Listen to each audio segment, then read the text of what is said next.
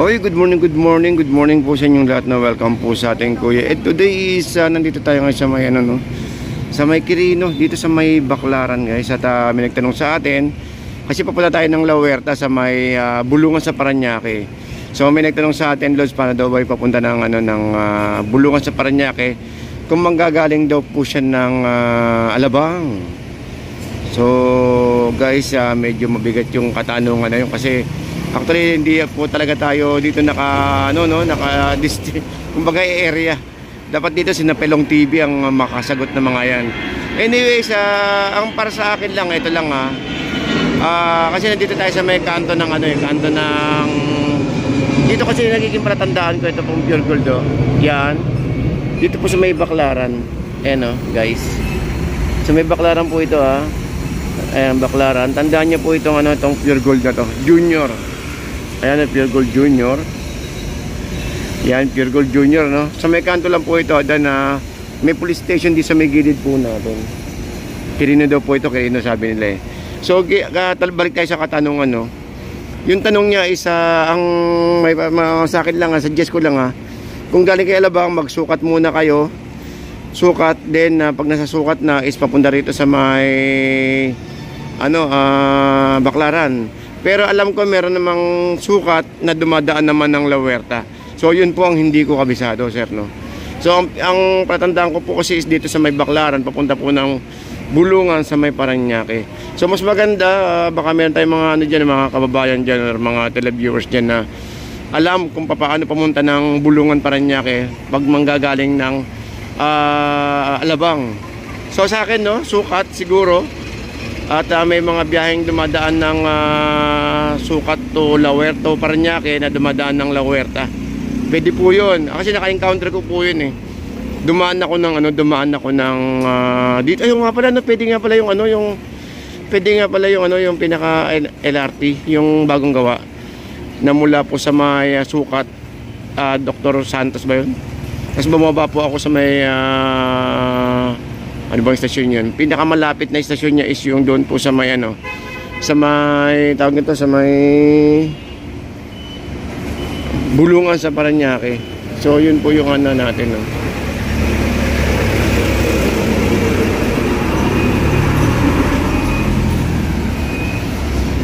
So yun, so sana may makatulong sa atin kung paano yung pinakamagandang way paano pumunta ng Bulungan kung manggagaling ng Alabang.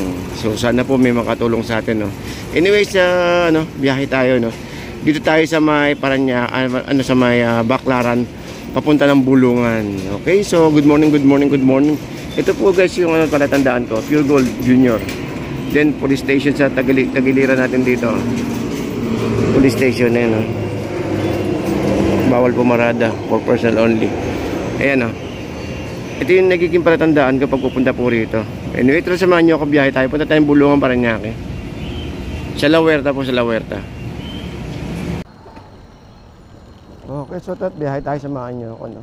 So guys, dito may mga jeep dito na sakayan ng papuntang La Huerta.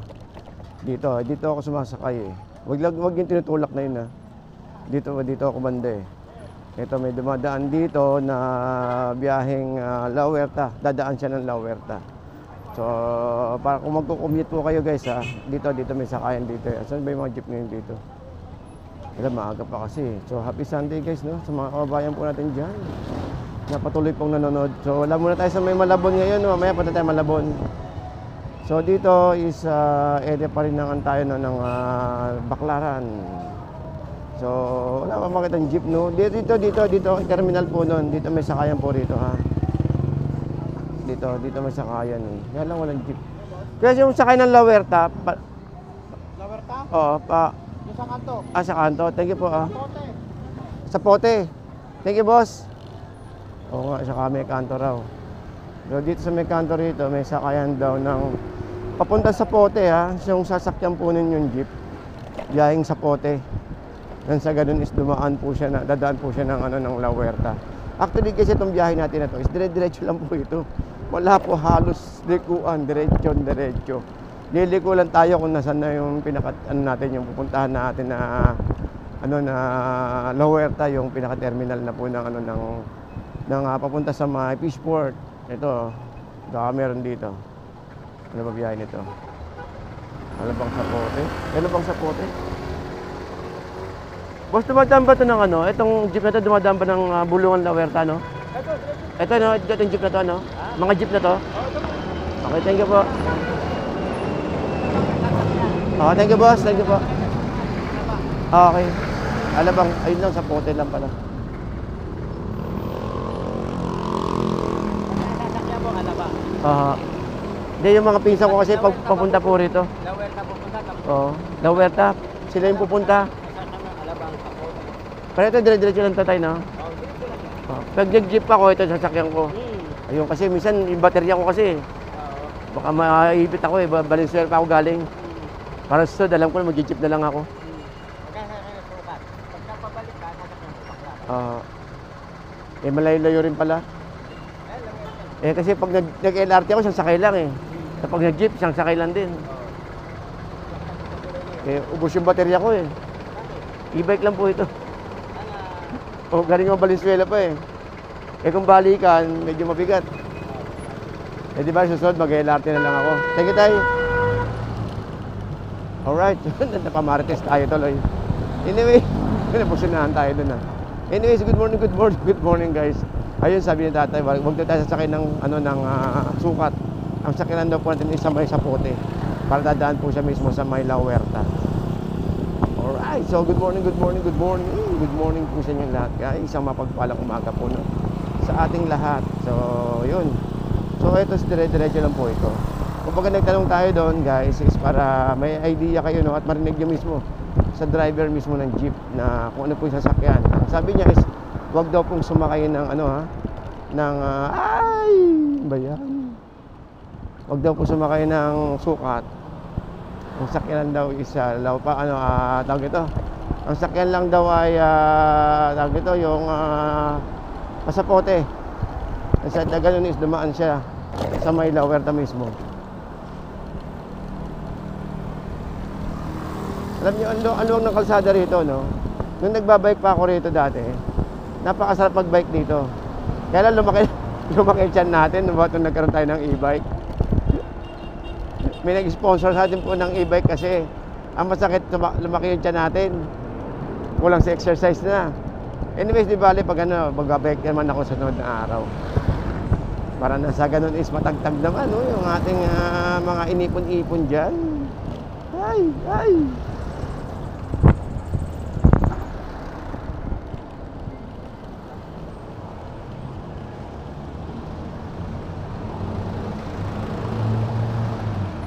Yan, dire-diretso lang.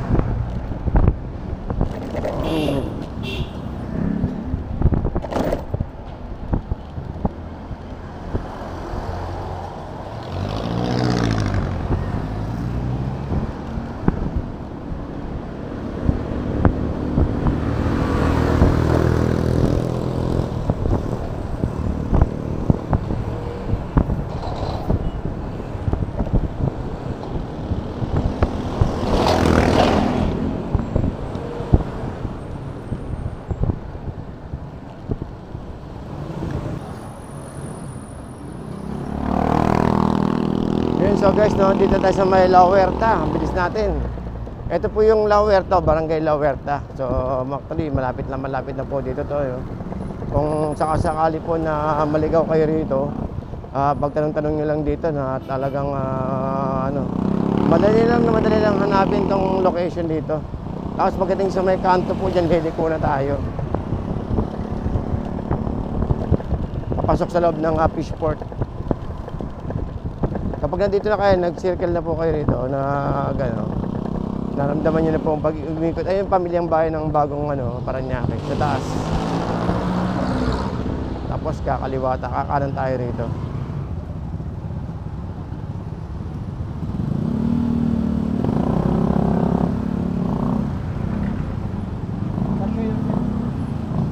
Ito, pwede tayong kumanan dito. Ayan o, kanan tayo rito.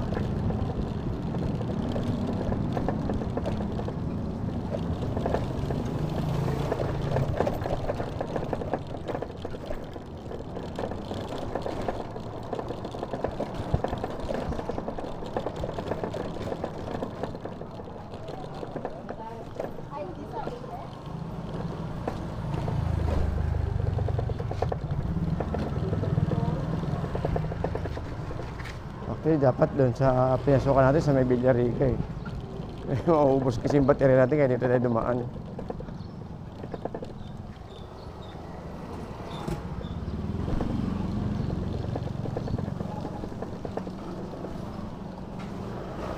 Yun. Yan.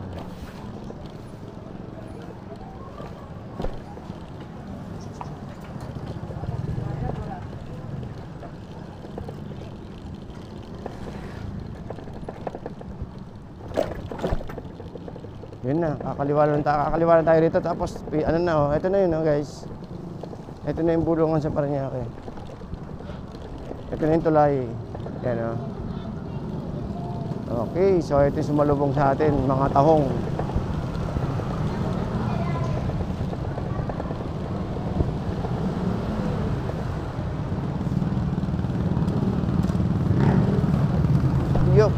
Yun. Ayan o, igat. Yan ay bulungan sa Parañaque guys oh.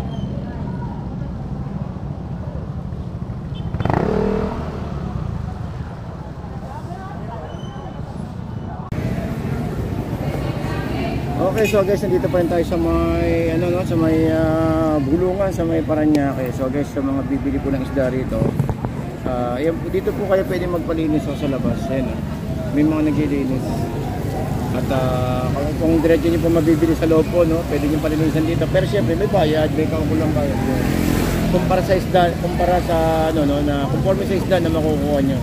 Pwedeng bangus, pwedeng tuna, pwede dito kahit saan. Ganoon din sa may Malabon. Okay, so update tayo ng oras. Ang oras po natin ay alas 8 ng umaga. So yan, so dito yung area ng mga sa gabi maaga nagbubukas alas 7, meron na mga tahong sa may ilalim ng tulay. Dito marami. Ayan o. Let's say may bulungan Parañaque pa rin tayo. Ayun guys o, bulungan sa Parañaque. Okay, so shoutout daw sa mga kababayan natin dito sa may bulungan, sa Parañaque. Shoutout po sa inyo lahat. And good morning to everyone. Hanggang dito lang po tayo guys. Maraming salamat po. Alam natin kung hanggang anong oras yung tumpukan.